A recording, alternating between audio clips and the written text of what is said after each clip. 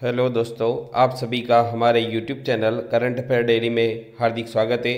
प्रतिदिन अति महत्वपूर्ण प्रश्नों के बारे में पढ़ने से पहले यदि अभी तक अगर आपने हमारे चैनल को सब्सक्राइब नहीं किया है तो सब्सक्राइब करें, लाइक करें एवं बेल आइकन दबाना ना भूलिए ताकि आपको करंट अफेयर के विथ स्टैटिक जीके के नोटिफिकेशन प्राप्त हो सके। चलिए हम शुरुआत करते हैं पहले क्वेश्चन से।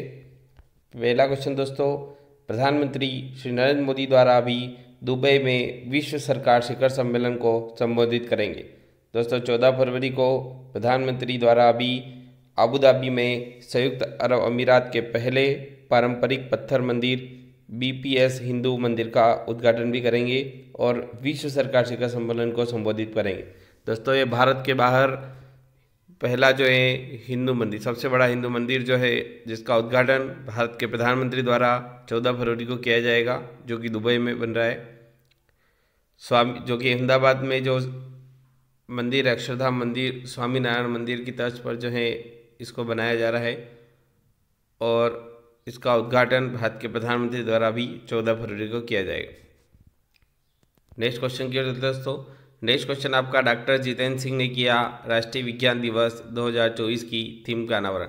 दोस्तों केंद्रीय विज्ञान एवं प्रौद्योगिकी राज्य मंत्री डॉक्टर जितेंद्र सिंह, ये फोटो लगा है दोस्तों डॉक्टर जितेंद्र सिंह जी, जिनके द्वारा अभी जो है राष्ट्रीय विज्ञान दिवस जो कि प्रति वर्ष 28 फरवरी को मनाया जाता है, जिसकी थीम का अनावरण किया गया है।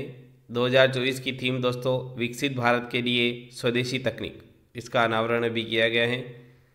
डॉक्टर सीवी रमन का नाम आपने सुना होगा, उन्होंने रमन प्रभाव की खोज की थी और इन्हीं की जो है स्मृति में जो है 28 फरवरी को प्रतिवर्ष विज्ञान दिवस मनाया जाता है। और सीवी रमन जो थे जिनको 1930 में नोबेल पुरस्कार से सम्मानित किया गया था। तो दोस्तों प्रतिवर्ष 28 फरवरी को विज्ञान दिवस के रूप में मनाया जाता है और इस बार की जो थीम थी विकसित भारत के लिए स्वदेशी तकनीक, जिसका अनावरण किया गया है। नेक्स्ट क्वेश्चन की ओर दोस्तों, नेक्स्ट क्वेश्चन आपका प्रधानमंत्री नरेंद्र मोदी ने गोवा में 1330 करोड़ की परियोजना का अनावरण किया। भारत के प्रधानमंत्री द्वारा भी नरेंद्र मोदी द्वारा भी गोवा में शैक्षिक परिदृश्य में एक ऐतिहासिक क्षण को चिन्हित किया जब उन्होंने राष्ट्रीय प्रौद्योगिकी संस्थान गोवा के स्थायी परिसर का उद्घाटन किया। 1330 करोड़ से अधिक की लागत से निर्मित यह परिसर छात्रों, शिक्षकों और कर्मचारियों की विभिन्न आवश्यकताओं को पूरा करने के लिए अत्याधुनिक जो है सुविधाओं से सुसज्जित है। तो प्रधानमंत्री द्वारा भी गोवा में 1330 करोड़ रुपए की परियोजना का अनावरण किया गया है और यह जो है राष्ट्रीय प्रौद्योगिकी संस्थान गोवा के स्थायी परिसर का उद्घाटन अभी प्रधानमंत्री द्वारा किया गया है। गोवा के वर्तमान मुख्यमंत्री श्री प्रमोद सावंत हैं और यहाँ के जो राज्यपाल हैं वह है PS श्रीधरन पिल्लई और गोवा की राजधानी पणजी है। नेक्स्ट क्वेश्चन की ओर दोस्तों, नेक्स्ट क्वेश्चन आपका भारत के सबसे बड़े थिएटर फेस्टिवल भारत रंग महोत्सव का गुजरात में शुभारंभ। दोस्तों भारत रंग महोत्सव का जो है अभी शुभारंभ गुजरात में हुआ है। वसुधैव कुटुंबकम वंदे मातरम। दोस्तों महाराज सयाजीराव विश्वविद्यालय बड़ौदा के डॉक्टर चौहान प्रबोध द्वारा निर्देशित भवभूति की उत्कृष्ट कृति उत्तर रामचरित की मनमोहक प्रस्तुति के साथ इस उत्सव की भव्य शुरुआत हुई है और ये भारत का सबसे बड़ा थिएटर फेस्टिवल है जो कि गुजरात में आयोजित किया गया। नेक्स्ट क्वेश्चन की ओर दोस्तों, नेक्स्ट क्वेश्चन आपका जम्मू कश्मीर के लिए 1.18 लाख करोड़ रुपए के अंतरिम बजट का प्रस्ताव। भारत के वित्त मंत्री द्वारा प्रति वर्ष जो है बजट पेश किया जाता है और अभी वर्तमान जो वित्त मंत्री हैं वह निर्मला सीतारमण हैं, जिन्होंने केंद्र शासित प्रदेश जम्मू कश्मीर के लिए वित्त वर्ष 2024-25 के लिए 1.18 लाख करोड़ रुपए का अंतरिम बजट प्रस्तावित किया है। अंतरिम बजट में 20,760 करोड़ रुपए के राजकोषीय घाटे और सकल राज्य घरेलू उत्पाद में 7.5% की वृद्धि की परिकल्पना की गई है। तो जम्मू कश्मीर के लिए यह जो है अभी बजट में 1.18 करोड़ रुपए का प्रस्ताव किया गया है। नेक्स्ट क्वेश्चन की ओर दोस्तों, नेक्स्ट क्वेश्चन आपका अहमद अवद बिन मुबारक यमन के नए प्रधानमंत्री। दोस्तों यमन के राष्ट्रपति नेतृत्व परिषद ने एक महत्वपूर्ण कदम उठाते हुए विदेश मंत्री अहमद अवद बिन मुबारक, ये फोटो लगाए, जिनको देश का नया प्रधानमंत्री नियुक्ति किया है। यमन के जो है नए प्रधानमंत्री के रूप में अहमद अवद बिन मुबारक को नियुक्ति किया गया। नेक्स्ट क्वेश्चन की ओर दोस्तों, नेक्स्ट क्वेश्चन आपका CDS अनिल चौहान ने किया AI नेशनल सिक्योरिटी पुस्तक का अनावरण। ये फोटो लगा दोस्तों, जो CDS श्री अनिल चौहान है।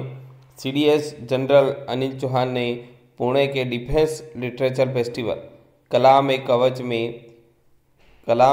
कवच में artificial intelligence and national security नामक पुस्तक का अनावरण किया है। दोस्तों, artificial intelligence and national security नामक पुस्तक का अनावरण अभी अनिल चौहान द्वारा किया गया है। नेक्स्ट क्वेश्चन की ओर दोस्तों, नेक्स्ट क्वेश्चन आपका राजेंद्र प्रसाद गुप्ता की राजस्थान के नए महाअधिवक्ता के रूप में नियुक्ति।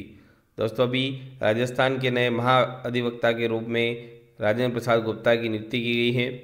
यह नियुक्ति जो है वहाँ की जो राजस्थान के राज्यपाल है कलराज मिश्र द्वारा उनकी नियुक्ति की मंजूरी मिलने के बाद उन्हें जो है महाधिवक्ता के रूप में स्वागत किया है। दोस्तों, महाधिवक्ता एक संवैधानिक प्राधिकारी हैं जिसे भारत के संविधान के अनुच्छेद 165 के तहत नियुक्त किया गया है। तो आपको पता होना जरूरी दोस्तों कि महाधिवक्ता की जो नियुक्ति है वह अनुच्छेद 165 के तहत होती है, जिससे कानूनी मामलों पर राज्य सरकार को सलाह देने का काम सौंपा गया। बहुत अच्छा क्वेश्चन है, आपको पता होना जरूरी दोस्तों। महाधिवक्ता का कार्य कानूनी मामलों पर राज्य सरकार को सलाह देने का काम। संविधान के अनुच्छेद 177 के तहत महाधिवक्ता को राज्य विधानमंडल की कार्रवाई में भाग लेने, वोट देने के अधिकार के बिना विधायी प्रक्रिया में योगदान देने का अधिकार है। ये आपका पता होना जरूरी दोस्तों। इस अनुच्छेद 177 के तहत महाधिवक्ता को राज्य विधानमंडल की कार्रवाई में भाग लेने, वोट देने के अधिकार के बिना विधायी प्रक्रिया में जो है योगदान देने का अधिकार है। राजस्थान के मुख्यमंत्री श्री भजन लाल शर्मा है और राजस्थान के उप मुख्यमंत्री दो बने अभी दोस्तों, दिया कुमारी और प्रेमचंद बैरवा। तो दोस्तों, आपको अभी जो है महाधिवक्ता के बारे में हमने इस क्वेश्चन में पढ़ा है। वहाँ के मुख्यमंत्री राजस्थान की जो राजधानी है वो जयपुर है, आप सभी को पता है। नेक्स्ट क्वेश्चन की ओर दोस्तों, नेक्स्ट क्वेश्चन आपका फीफा विश्व रैंकिंग 2022 में भारत की रैंक क्या है? तो 106। भारत की जो रैंक है फीफा फुटबॉल से संबंधित है फीफा विश्व रैंकिंग, और इसमें भारत की रैंकिंग 2022 में 106। नेक्स्ट क्वेश्चन की ओर दोस्तों, नेक्स्ट क्वेश्चन आपका उपराष्ट्रपति को किस माध्यम से पद से हटाया जा सकता है? तो दोस्तों, उपराष्ट्रपति को राज्यों की परिषद के माध्यम से अपने पद से हटाया जा सकता है।